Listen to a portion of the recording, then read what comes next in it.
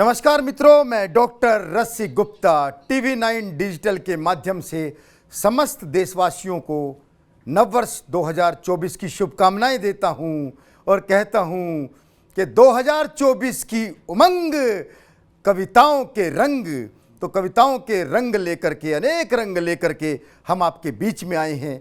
देश के कोने कोने से आज यहाँ कवि विराजमान हैं। मैं उन सब का एक संक्षिप्त परिचय करवा देता हूँ। हमारे बीच मेरे दाईं ओर के राजस्थानी, जोरदार तालियों से आप स्वागत कर सकते हैं।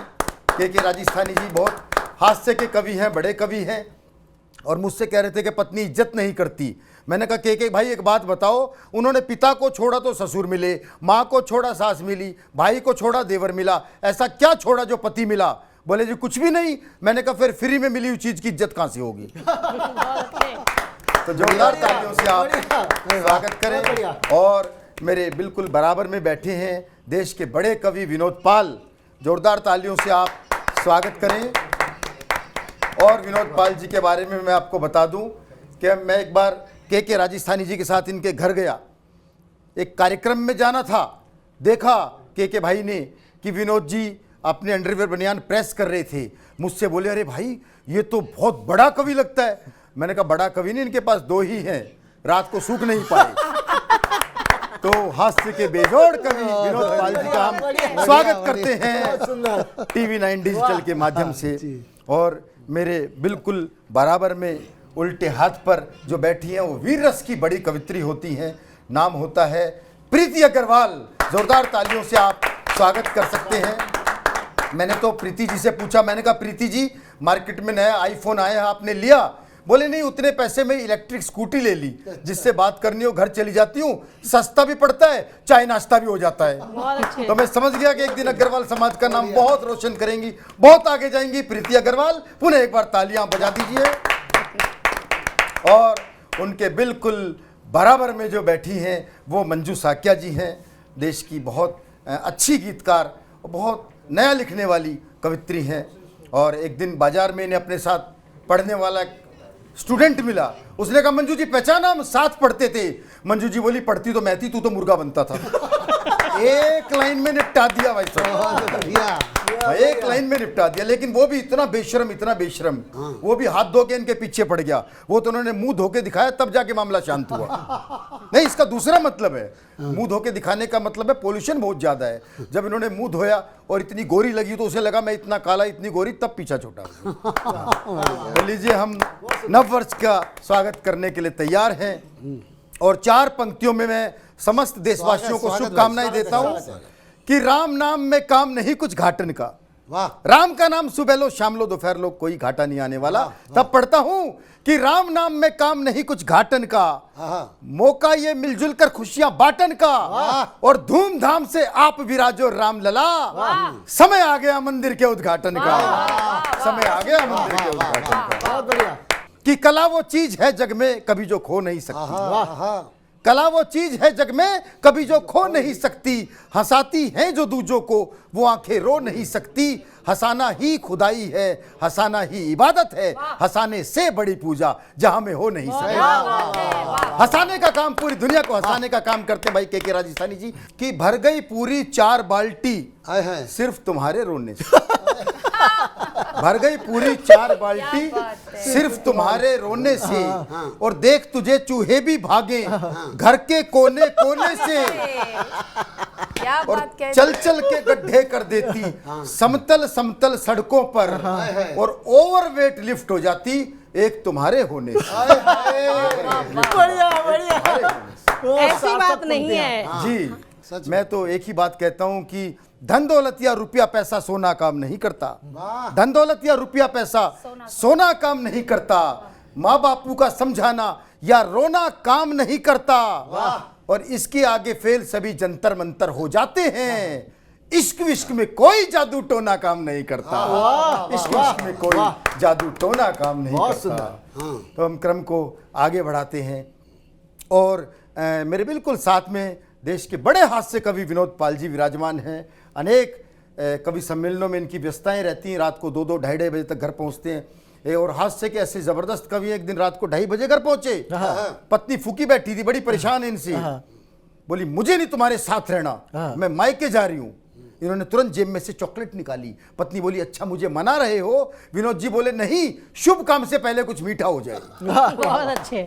कि पथ प्रदर्शक बनी युगों से है कलम की धार ही, सार्थक हो जिंदगी बेशक जिए दिन चार ही, और मोक्ष हम पाए ना पाए चाहते केवल यही, जन्म भारत में मिले हम कवि बने हर बार ही। जन्म भारत में मिले हम कवि बने हर बार।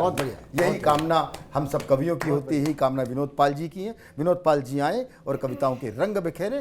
कि कलमकार विपरीत दिशा के बहते हैं, कलमकार विपरीत दिशा के बहते हैं, परिवर्तन का नायक हमको कहते हैं, और घोर निराशा के इसमें उठा कलम, हम आशा के दीप जलाते रहते हैं। हम आशा के दीप जलाते रहते हैं। आशाओं का एक। और मित्रों 2024 की उमंग, कविताओं के रंग। तो मैं भी कुछ पंक्तियां पढ़ना चाहता हूं कि लाल गुलाबी नीला पीला रंग हमारे अंग चढ़े। लाल गुलाबी नीला पीला रंग हमारे अंग चढ़े, वैर भाव को भूल सके हम ऐसी ही कुछ भंग चढ़े, और जाति धर्म के तौर तरीके अलग अलग अपने, लेकिन सबसे पहले दिल पर अपने भारत माँ का रंग चढ़े। भारत माँ का रंग चढ़े। भारत माँ की वंदना प्रीति अग्रवाल जी ने की। मंजू जी आपने बहुत अच्छा काव्य पाठ किया, बहुत सी आपने प्रेम की बात की, श्रृंगार की बात की। मैंने तो जीवन में एक ही बार प्रेम करने का प्रयास किया था। कॉलेज में एक लड़की ने मुझसे कहा था मेरे लिए प्रेम की 4 पंक्तियां लिख दोगे? मैंने 4 पंक्तियां लिख दी और वो मेरी अंतिम प्रेम की 4 पंक्तियां थी। अच्छा, अंतिम। उसके बाद वो लड़की कॉलेज छोड़ गई।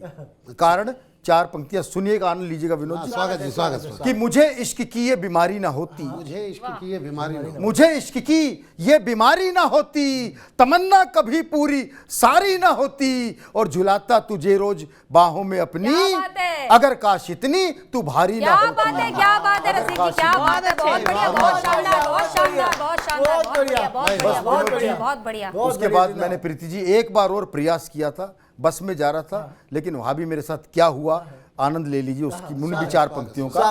कि नूर हूर का देखा मन की बिखर बिखर कर कली गई, नूर हूर का देखा मन की बिखर बिखर कर कली गई, 1 मिनट के भीतर भीतर किस्मत अपनी छली गई, और इससे पहले सोचूं समझूं टकरा कर छू मंतर वो, हाथ लगा पॉकेट पर देखा फोन चुरा कर चली गई।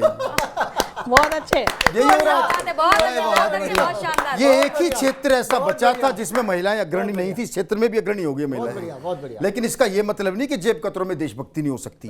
मैंने ढूंढ के निकाली, सुनिएगा। कि जेब कतरे का बेटा बोला हे ईश्वर नहीं मांगता आपसे कोठी बंगला महल किले, ना इंग्लैंड में ना फ्रांस में ना इटली में, मुझे तो बस हर जन्म भारत में ही मिले। क्या बात है, क्या बात है। तो बाप बोला मैं धन्य हुआ, बाप बोला मैं धन्य हुआ, जो जेब कतरे का बेटा होकर भी तेरी रगों में देशभक्ति का रक्त बहता है। बेटा बोला ये बात नहीं है पापा, वहां ठंड इतनी ज्यादा है कि लोगों का हाथ अपनी जेब में ही रहता है। ऐसी देशभक्ति को मैं नमन करता हूँ। और हो क्या गया आजकल कि बिना कुकर बिना सीटी गला वो दाल लेती है, बिना कुकर बिना सीटी गला वो दाल लेती है, जिन तिलों में तेल ना हो उनसे भी तेल निकाल लेती है। और क्या मिसाल पेश करें हम लड़कियों की बहादुरी का। अरे ये 4 बॉयफ्रेंड एक साथ संभाल लेती है, अरे 4 बॉयफ्रेंड एक साथ संभाल लेती है। और हालत ऐसी हो गई है मंजू जी कि ऐश्वर्या की डीपी बिपाशा की सूरत, ऐश्वर्या की डीपी बिपाशा की सूरत, चेहरे भी अब जाली हो गए, ख्वाब जितने भी बुने थे सबके सब ख्याली हो गए। और फेसबुक पर सुंदर फोटो और मीठी बातों के लालच में मत पड़ना, इस ऑनलाइन मोहब्बत में कितनों के बैंक अकाउंट खाली हो गए। इस ऑनलाइन मोहब्बत में कितनों के बैंक अकाउंट खाली हो गए। अलर्ट कर दिया भाई साहब आपने अलर्ट कर दिया। इसीलिए मैं कहता हूँ जो मेरे को मैसेंजर करती थी आज से ही मैं उसे ब्लॉक करूंगा। बहुत अच्छा, बहुत अच्छा। सीख लो विनोद जी, सीख लो। क्योंकि जिसे तुम जान से ज्यादा करते थे प्यार, जिसे तुम जान से ज्यादा करते थे प्यार, वो तुम्हारे क्रेडिट कार्ड से लाखों की शॉपिंग करके हो गई फरार। अरे धोखा खाने वालों संभलो, अपने प्यार को ना यूं पहली नजर में पास करो, पहले इस्तेमाल करो फिर विश्वास करो, पहले इस्तेमाल करो फिर विश्वास करो। बहुत बढ़िया। और और मैं तो देखो, मैं तो हरियाणा का रहने वाला हूं। हमारे यहाँ तो सास बहू के मामले ऐसे हैं भाई साहब, सुन लीजिए कि एयरफोर्स का एक पायलट अपनी सास को एयर शो में लेके आया। एयरफोर्स का एक पायलट अपनी सास को एयर शो में लेके आया, तो उसने ये सोचकर जहाज को उल्टा सीधा ऊपर नीचे दाएं बाएं हर एंगल पर घुमाया कि मेरी सास को मेरा हुनर दिख जाएगा। लेकिन जब शो खत्म करके सास के पास पहुंचा तो सास बोली, बेटा हिम्मत मत हारियो, धीरे धीरे सीधा चलाना भी सीख जाएगा, धीरे धीरे सीधा चलाना भी सीख जाएगा। इसलिए मैं कहता हूं कि महिलाओं से पंगा नहीं लेना चाहिए। एक तो कह रही थी, बोली तबीयत खराब थी, ना कोई गोली ना कैप्सूल काम आया, आधा घंटा अपनी सास से खूब लड़ी, तब जाके थोड़ा आराम आया। तो इसलिए महिलाओं से पंगा बिल्कुल नहीं लेना चाहिए। बढ़िया, हम पुरुषों की जिंदगी तो विनोद जी रोडवेज की बस की तरह होती है, दिन भर कहीं भी घूमो, रात को आके डिपो में जमा होना पड़ता है। तो स्थितियां बिल्कुल ऐसी हो गई हैं। और लीजिए अंत में मैं बस कुछ पंक्तियां सीमाओं की रक्षा कर रहे उन सैनिकों को समर्पित करना चाहता हूं, जिनके भरोसे हम ऐसे उत्सव मनाते हैं, हम नववर्ष मनाते हैं, होली दिवाली मनाते हैं, और वो हमारी सीमाओं की रक्षा करते हैं। उन्हें कुछ पंक्तियां मैं समर्पित करना चाहता हूं कि सदा जयकार भारत की सवेरे शाम ही निकले, सदा जयकार भारत की सवेरे शाम ही निकले, जुबां से हिंद हिंदुस्तान आठों याम ही निकले, और हिफाजत देश की करते हुए कुर्बानियां देते, मेरी हो श्वास जब अंतिम उन्हीं का नाम ही निकले, मेरी हो श्वास जब अंतिम क्या बात है, क्या बात है, क्या बात है, क्या बात है। और उन सैनिकों को हम क्या दे सकते हैं प्रीति जी, क्या दे सकते हैं जी उन्हें? स्वागत है।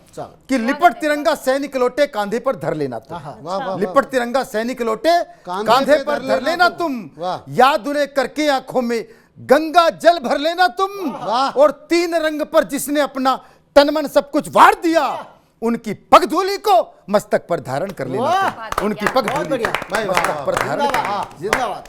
और अंत में मैं कहना चाहता हूं कि भारत का कण कण जन्नत है, एक नजर तुम करो जरा, भारत का कण कण जन्नत है, एक नजर तुम करो जरा, किसी कसौटी पर भी कस लो 24 कैरेट शुद्ध खरा, और रंग सैकड़ों चमके दमके रंग बिरंगी दुनिया में, तीन रंग बस मुझको भाते, केसरिया संग श्वेत हरा, तीन रंग बस मुझको भाते, केसरिया संग श्वेत हरा। और इन तीन रंगों के साथ मैं समस्त देशवासियों को बहुत बहुत शुभकामनाएं देता हूं नववर्ष 2024 की। TV9 डिजिटल के माध्यम से आप सबका बहुत बहुत धन्यवाद, बहुत बहुत आभार। आप सभी को नववर्ष की बहुत शुभकामनाएं।